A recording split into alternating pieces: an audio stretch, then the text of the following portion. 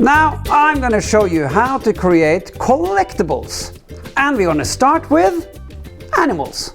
An elephant, a tiger and a panda. All made from toilet rolls. Let's start with the elephant. We need 2 toilet rolls like this, one fitting inside the other, and the big one is the top one. So that's the bottom, that's the top. Then we need to cut a couple of pieces of cardboard for the top and the bottom. For the top, as you can see, I have chosen a sort of a brownish grayish cardboard.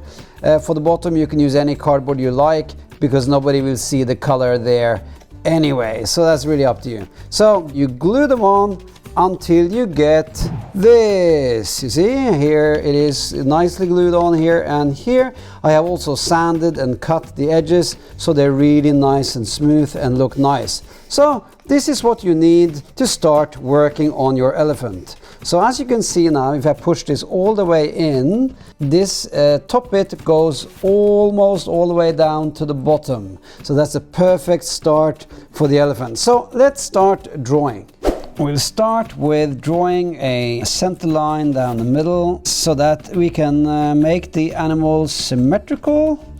So you have the trunk, which goes all the way down to here, rounded at the end, goes back up and then goes out into a nice big elephant's head.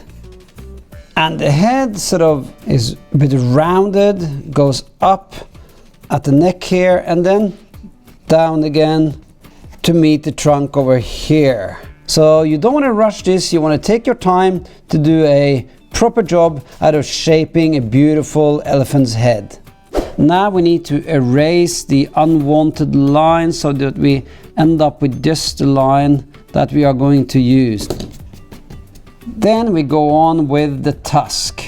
So the tusk comes out here, one on each side. Now everything I draw is very nice and rounded. I don't draw any sharp edges or anything. Everything is a bit soft and cuddly because I want these animals to be really cute and soft looking. And then we put in the eyes. The elephant's head is very large. That's why I want the eyes to be a bit further down here and not too big. Compared to the enormous body, you know, an elephant's eyes are very small. And some bags under the eyes. You know, an elephant always look a bit, tired and wrinkly. So, some wrinkles is quite nice. And some wrinkles down the trunk as well. Now I'm keeping this very simple because I want a simple cuteness to this collection of animals. So next we are going to do the ears. So for that I'm using a separate toilet roll. I just slice it up like this. So now we can use this like a sheet of cardboard. Why don't we just cut off a piece and then we can see how big the ears need to be. So I'm just cutting off one piece like this, one piece like that, and then let's have a look. The nice thing about using the toilet roll as a cardboard material is that it's naturally curved. So the ears, they become naturally curved too. So let's cut it down a bit. So cutting it down a bit.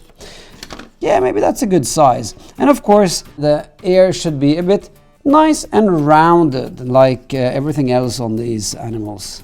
So a little gluing lug like that and then a nice round ear. Watch your fingers when you cut, or even better, get an adult to help you. Always cut away from your fingers.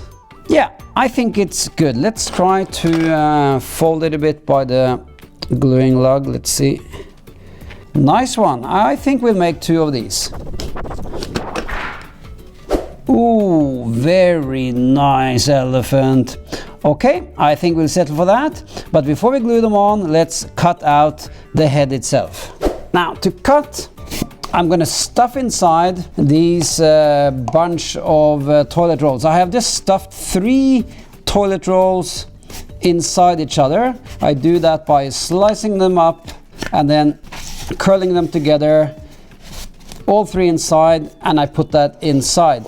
I do that so that when we cut here now, cut the face of the elephant, this provides a bit of support so we don't crush the toilet roll as we put the pressure on the knife. When I cut, I use a bit smaller knife because it's easier to handle on the small details. Also, when I cut this, I go very nice and slow. I don't rush it, I take it nice and slow, make sure it's always safe, and I don't put very hard pressure. I'd rather cut several times on the same cut until I go through the cardboard. Oh, look. Oh, so beautiful. Let's try it on the proper body. So this is the body. Oh, nice. Gorgeous elephant. Now, let's glue on the ears. Now, make sure you glue them on so that they curve outwards. And I'm going to glue them on so that they are just at the end of the head. Not up here, but down here. Next, I'm going to paint in the eyes and the details. For that, I'm using a very, very fine brush and black paint diluted in a little bit of water so it flows really easily. The rest is all about controlling your hand. It doesn't matter if your lines are a little bit wobbly because, you know, an elephant is a bit rough and wrinkly anyway, so that doesn't really matter. The wrinkles, nice. Now we'll do the white. Now before we add in the white, make sure that the lines of the black is thoroughly dry. Then paint it carefully in within the lines. You can overlap the little pupil if you wish, because whatever lines we mess up, we will just strengthen them up later. Then I dilute a little bit of white paint with a little bit of water to get a very sort of watery soft white. And when we add that on, the white will look a bit translucent, like you can see the cardboard color right through. And that's quite nice. It gives us sort of subtle effect or subtle color, which can be very nice on this style of animals. Just a little round white spot in the middle of the ear, and the other side. Then a bit on the tusk. If you're worried about spilling on the body, you can take the body off and just go like this. Now when this is dry, you can then evaluate, is that good enough or do I want the white to be a bit stronger? If you want stronger, just go over it twice. That way you can just sort of do little graduations and slowly decide exactly how you want it. Then I'm gonna dilute a little bit of black as well, just like I did with the white. Just adding a few drops of water. And then I'm gonna do a little bit of shading on the trunk, making it gradually lighter as I move up. And then at the same time, I'm adding a little bit of dark shadow under the eyes by the wrinkles. By the way, this looks a bit dark right now, but it will lighten up as it dries. When that's dry, I use black again, and then I strengthen up any black lines that was painted over. So here I put in the pupils, and there, it's done.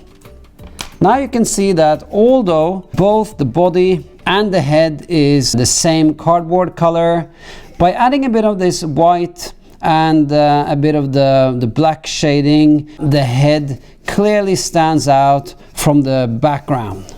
And then let's do the panda. For the panda we use the same material, so it's 2 toilet rolls, one fitting into the other like this, and then you paint them white like this. And when you painted them white, you cut them to this size. Oops, wrong. the big one, which is this, and the small one. The small one is the longest one, and the big one is the shortest one. So that when you put this one over here, you get the head of the panda and the body of the panda. Now, you take two pieces of any type of cardboard, glue it on here on the top, on the head, and to the bottom of the body, and then polish it with a bit of sandpaper, paint it white again, so that you end up with this. So this is what you want as the starting point to your panda. Basically, this is like a container with, you put your stuff in here, and then you put on the lid, and the lid becomes the head of the panda. Now, the size of this compared to this, as in the proportion of the head to the proportion of the body, it's kind of up to you. I have chosen this to be 5 cm long, and this is 3 cm long, so that the head is slightly more than half of the body. Now, once you have this, you take again an extra cardboard roll, you open it up and use it as material so that you can cut a little ears. Look like this, little ears with gluing lugs down here. You fold the gluing lug like this, and then you glue them on the head, like I have done in this one. Yes, I made it earlier. So this is what they look like when they're glued on. And now let's draw on the features of the panda.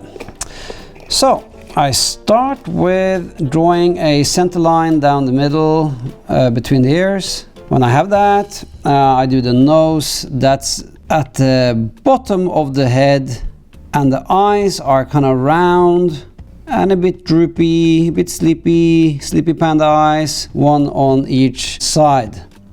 Now notice that I leave a lot of space on top of the head, because the pandas, they have these sort of big heads, so we want to move the eyes and the nose a bit down, and that also make it look more cuter and a bit more childish, so just perfect. Now inside those big rings, I add the actual eyes. Here's one eye, and the rest are kind of black rings around the eyes. Then the body. You have a tummy here, and then shoulder. It's a curved line going up like this for the tummy, and down a bit where the shoulders are. And then when you reach the bottom of the shoulder here, then carry the line all the way around the shape. It's easier to understand this line once we start painting on the color, and let's do that right now. The panda is essentially black and white, so it's very easy to choose the colors. Okay, let's start with the eye, the nose, and the other eye. When I do the body, everything above this line is black, everything below is white. So here is black, all this is black. So since this is a bigger shape, I will now bring in a bigger brush as well. Then I let this dry, and then I'm gonna do one more coat. Second coat, making sure everything is covered. I'll do a bit on the top here as well, on the edge of the panda. And I realized that I forgot the ears the first time, so let's do the ears on the other side, on the edges there, and dry again. Then I bring back the white and I touch up any little thing that I'm not too happy with, like let's say the pencil lines. They got to be touched up. Doing the back of the ears, the little gluing lugs. And finally, the pupils in the eyes. Let's see what it looks like when we put the head on the body. Oh, very exciting moment. Oh, nice. So nice. Look at this. Oh. Very cute. And then the tiger. For the tiger, we need 2 toilet rolls. They are the thinnest ones, as in the slimmest toilet rolls I could find. Also 2 that are totally equal, meaning they don't fit into each other. And that is the problem. We need to make them fit into each other. So this is how I make this one fit into this one. I slice it up with a straight slice like this, trying to make it as straight as possible. Then I put it inside and seeing just how much do I need to slice off to make it fit inside. See the overlap there? So I make a little mark there, take it out again, and as you can see, I need to slice off roughly this much. The ruler will help me to make a straight cut. I slice that off and then I glue it together like this. Now after the glue is dry, then I paint it white and I end up with this. Basically I paint both of these white. So one like that, one like this, becomes this. See, now it's nicely glued together, and look at this, they fit beautifully inside each other like this. So with this technique you can change any toilet roll to fit basically any size you like. So that's your little trick for the day. Then I take the biggest one, the one that goes on the outside, and I measure 1 centimeter here, and then I slice that off so that I get a ring like this. So I slice this off and I take then this ring and I glue to the bottom of the slim one. So then you will end up with this. One is glued to here and the other one then has become a bit shorter, of course. We need also a little piece of cardboard that you glue to the underside like I have done here, and then sanded it a bit so that it's nice and smooth. So that's our starting point for the tiger. Now that they fit into each other like this, we need to make the hole for the tiger's face. So I measure 1.2 cm up here. That's the top of the hole. Make it as nice and round as possible. There. And then you cut that out. What you need to do then is to put this thing inside. Remember we made this support thingy that we can put inside. So I'll put this inside like that, and even one more inside, so it's really good support. Now we can bring out our small knife and we cut it out. Cut nicely and slowly, don't rush yourself, and watch your fingers, always cut away from your fingers. There. Then you glue a piece of cardboard on top, and when it's dry you sand and smooth the edges so it becomes more like this one. Look at this, nice and smooth all around. So now you have a perfect start for your tiger. So let's cut the mouth, the opening for the mouth of the tiger. First we need to draw where the mouth of the tiger is going to be. We make a straight line. It should measure 2 cm. And then we make a cut. We open the mouth by, first you support the wall behind here, and then you push with your nail slowly in like this, squeezing a bit on the side. And now we can glue on the ears. And here they are, 2 little bits that I've cut out of a piece of toilet roll, and I have made a little fold here so that I can glue. Here is the glue, dipping a bit here and then sticking it on, adjusting a bit there. And before I paint, I need to wait for the ears to dry. We'll start with orange, a yellowy, nice yellowy orange. Painting this part that is going to be on the outside. I also paint the edge around the circle.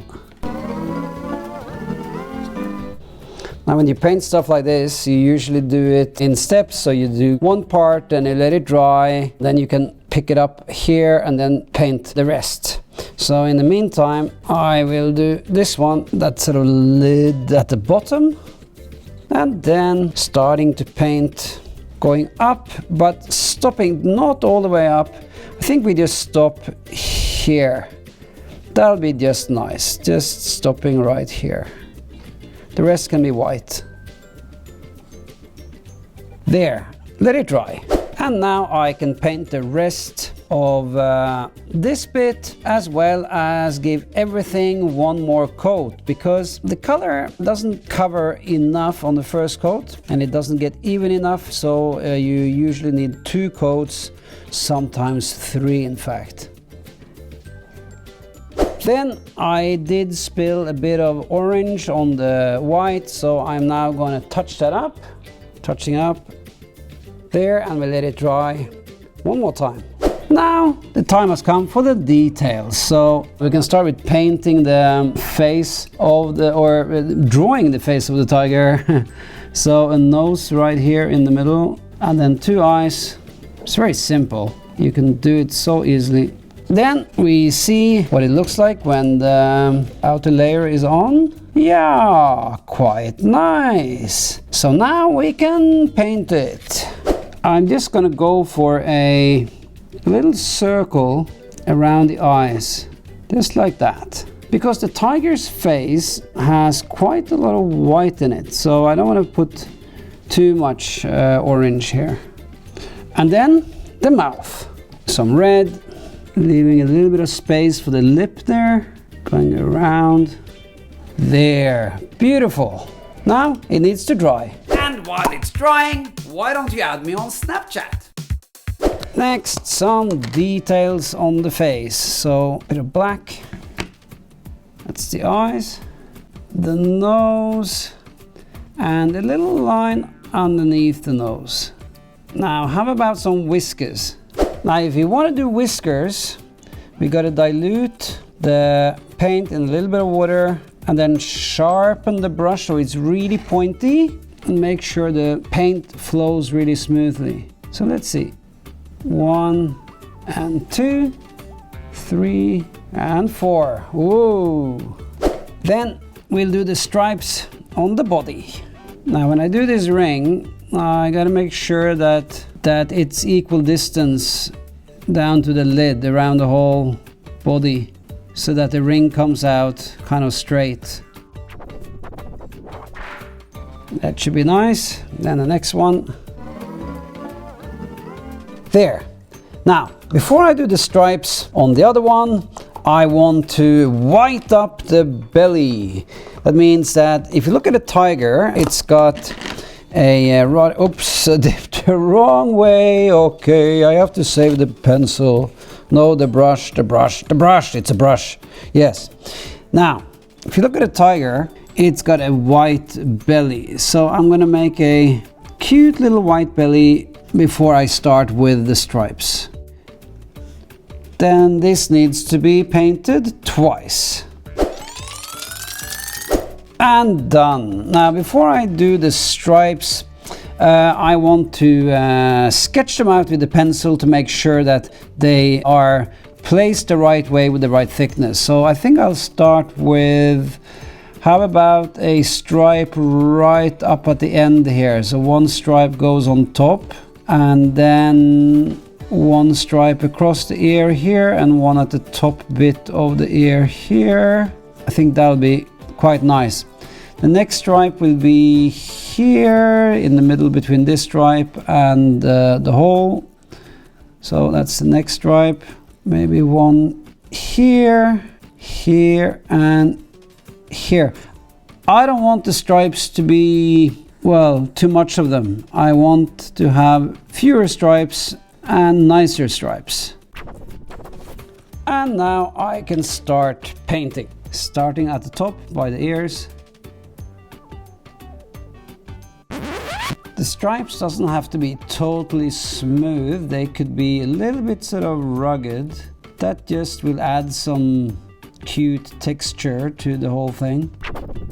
Also notice that I don't take the stripe all the way to the hole. I stop at a little distance. Somehow I think that design is more interesting. Now we got to move up to the top of the head and see what kind of pattern. I mean, if we go lines across, nah, that won't look any good. So I think because it's a round head, the only decent thing is to do circles up here. So one at the rim here, and then one here in the middle, one smaller one here. Well, let's do that and then see how far we get with that. Starting out here, then moving in to this ring. This is where you need to support your hand and your elbow so that you have control over your brush and make fairly even lines. The inner ring, and then stripes on the back of the ears. I think one is enough on the sides here. And we are done. Now these two needs to dry a little bit, and now the magical moment where we put them together and see what the tiger looks like. Oh, beautiful. Now that's a very, very, very nice tiger. Look, stripes all around, can open up like that, can put something inside. Wow, that's really beautiful. I'm going to put it over here. And then we have our elephant and the panda. Now, these are the three first animals in this series, but I'm going to show you many, many more. Like this cow, for instance. How do you like this one? And how about this cute little sheep? Yeah. You see, when it comes to collections, the more you make, the more interesting your collection becomes. So it's a point to try to make as many as possible. Now I have tried to make them all different, yet similar enough so that they look like they belong together in a family, because that's very important when it comes to collections. You can also give me ideas for other animals you would like me to make, and I shall do my very best to make them all.